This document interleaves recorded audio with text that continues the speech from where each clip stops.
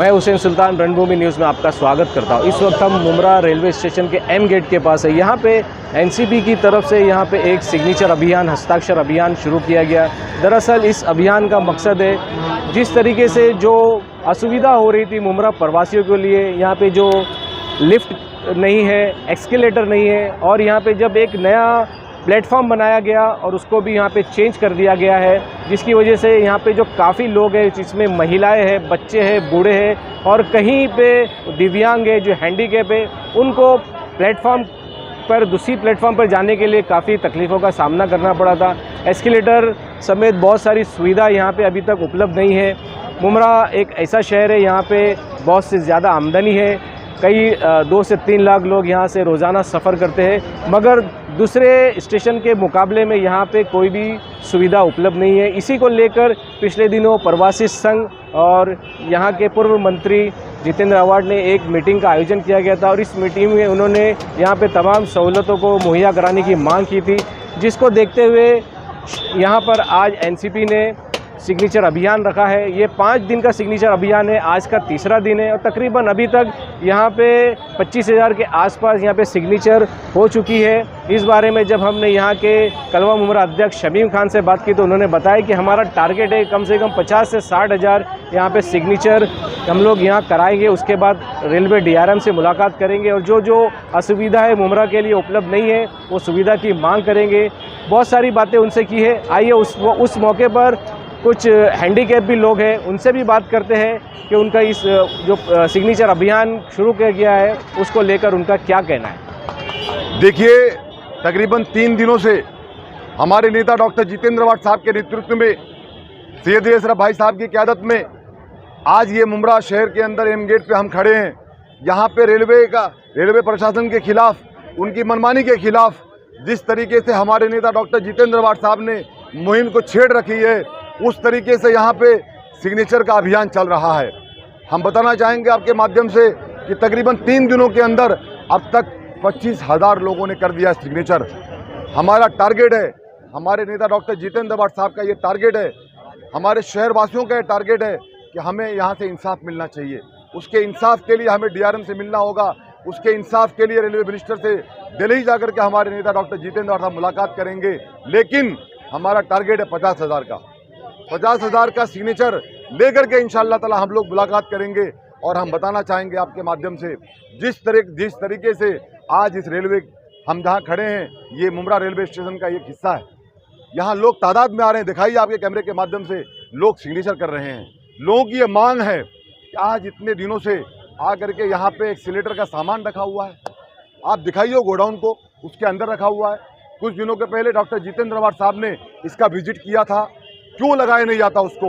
इनको जगह नहीं मिल रही थी, वो भी इनको जगह दिखाया गया। वहाँ पे हमारी मांग है सबसे पहले वो एलिवेटर को लगाया जाए। हमारी मांग है, जिस तरीके से यहाँ पे 34 ट्रेनें कैंसिल हो गई है, जबकि मुमरा कोसा में अबाउ 15 लाख की आबादी है का ये शहर है। यहाँ से इतने तादाद में लोग जाते हैं, सफ़र करते हैं। यहाँ से स्टूडेंट जाकर के विद्या विहार कॉलेज में जाते हैं, यहाँ से मुंबई लोग चर्चगेट कॉलेज में जाते हैं हमारे स्टूडेंट लोग। लेकिन मालूम ये पड़ता है कभी कभी ऐसा हादसा होता है। हम बताना चाहेंगे आपके माध्यम से कि उनके वालिदैन घर पे इंतज़ार करते हैं, लेकिन मालूम पड़ा कि हमारा बच्चा ट्रेन के डब्बे से लटक करके जा रहा था, वो आगे बोगदा है, वहाँ पे एक पोल लगा हुआ है, वहाँ टकरा गया और बच्चा गिर गया।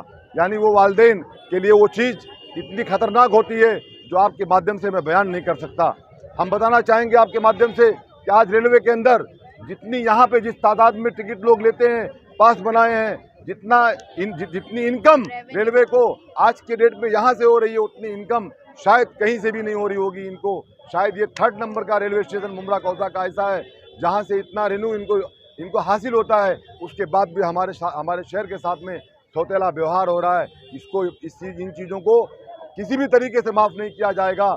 और मैं आपके माध्यम से कहना चाहता हूँ, अभी तो यह अंगड़ाई है, आगे बहुत लड़ाई है। अगर हमारे शहर को इंसाफ नहीं मिलेगा, शायद हो सकता है ये 50,000 लोग एक दिन ऐसा भी आए कि रेलवे का घेराव भी कर सकते हैं, ऐसा मेरा अनुमान लगता है।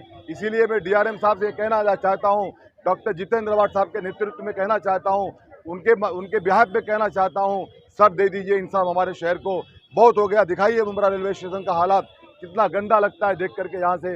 ये तो अच्छा है कि हम खड़े हैं इन गेट पे। ये डॉक्टर जितेंद्र रवाट साहब ने खुद की निधि से बनाया है। आज शहर के अंदर इतना अच्छा बना दिया एम गेट, लेकिन रेलवे स्टेशन का काम जितेंद्र रवाट साहब नहीं कर सकते, उन्हें रेलवे को ही करना पड़ेगा, क्योंकि उसका रेवेन्यू वो लेते हैं तो उसका फायदा अगर उनको मिलता है, उसकी इनकमिंग उनको मिलती है, तो उसका काम उनको करना चाहिए। आपके माध्यम से मैं कहना चाहता हूँ तमाम शहरवासियों को, जो लोग प्रवासी हैं, अगर आप किसी रीजन से मुंबई का सफर नहीं कर रहे हैं, आप तो भी आइए। अगर आप प्रवासी हैं, आकर के यहाँ पे आप रीजन का हिस्सा बने। यहाँ राष्ट्रवादी पार्टी का परिवार और डॉक्टर जितेंद्र रवाट साहब के नेतृत्व में, भाई साहब की क़यादत में तमाम शहरवासी लोग यहाँ आके साइन कर रहे हैं। मैं आपके माध्यम से ही कहना चाहता हूँ, ये जिस तरीके से यहाँ पे जो हस्ताक्षर अभियान है, जो पैसेंजर है उनकी सहूलत के लिए, आप एक हैंडीकैप हो और क्या सहूलत आपको अभी तक नहीं मिली? हम देखो पहले जैसे जाते थे तो ये इस बाजू में जो प्लेटफॉर्म था तो हम दिव्यांगों को उसी प्लेटफॉर्म से ट्रेन मिल जाती थी और वहीं से चढ़ के हम हमारे जाने वाले जहाँ तक का मकाम है वहाँ तक पहुँच जाते थे, और रिटर्न आते समय हम दीवा उतर के फिर रिटर्न गाड़ी पकड़ के आके हम यहीं उतरते थे। तो हम लोग को प्लेटफॉर्म चढ़ने उतरने की तकलीफ नहीं होती थी। अभी इतना तकलीफ हो गई है कि ये बाजू का प्लेटफॉर्म डायरेक्ट एक नंबर पे वो बाजू डाल दिया गया है कि जिसके चलते आते समय और जाते समय हम लोग को इतना सीढ़ी चढ़ने से शोल्डर का तकलीफ हो रहा है, कमर का तकलीफ हो रहा है, कभी गिर जा रहे, कभी काफ़ी जगह पे चोट आ जा रही है, बहुत ज़्यादा तकलीफ हो रही है। और इन्होंने दिल्ली वालों को खुश करने के लिए तुरंत प्लेटफॉर्म तो बना दिया, पर लिफ्ट की और जो स्लाइडिंग सीढ़ी है उसकी सुविधा नहीं की, जिसके वजह से दिव्यांग, मुझे तो अवार्ड साहब ने व्हीलचेयर भी दिया, मैं काफ़ी दिनों से चल नहीं पा रहा था तो व्हीलचेयर पे बैठ करके मैं जा रहा था। अभी माशाल्लाह थोड़ा सा तकलीफ़ कम हुई है तो मैं अभी चल फिर सक रहा हूँ। लेकिन इसके वजह से ये रेलवे प्रशासन को ध्यान देना चाहिए कि हम टिकट निकाल करके इस पोजीशन में भी यात्रा करते हैं, अपना रोज़गार कमाने जाते हैं, तो उनको हमारी तरफ भी ध्यान देना चाहिए। हमारे से भी कहीं ज़्यादा जो दिव्यांग, मैं बैसाखी लेके तो चल पा रहा हूँ, वो बेचारे तो रेंगते हुए चलते हैं, तो उनको कितनी तकलीफ होती होगी। कितना बड़ा प्लेटफॉर्म है जहाँ उतर के चढ़ के जाना पड़ता है। हम चाहते हैं जल्द से जल्द सुनी जाए और हमारी तकलीफ़ों को ऊपर ध्यान दिया जाए और हमारी तकलीफ़ें कम की जाए। बेचारे अब तो इतना हम दिव्यांगों के लिए धड़पड़ करते हैं, इनके ज़रिए से ही मुझे व्हीलचेयर मिली थी, जो इन्होंने मुझे मेरी हालत देखी, तकलीफ़ देखी और इन्होंने मुझे व्हीलचेयर मुहैया कराई थी।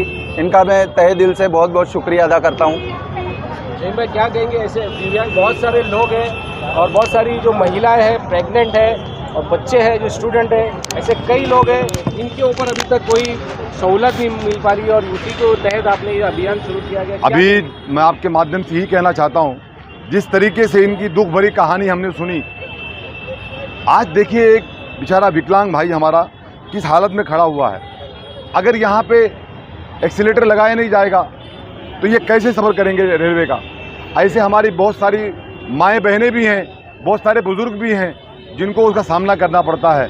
फिर मैं आपके माध्यम से ही कहना चाहता हूँ, अभी आपने इनकी दर्द भरी हालात को सुनी, ये एक प्रवासी हैं, इन्होंने अपने माध्यम से बात आपके सामने रखी है। मैं DRM साहब से ही कहना चाहता हूँ, साहब बहुत हो गया नाइंसाफ़ी, अब हमको इंसाफ दे दो।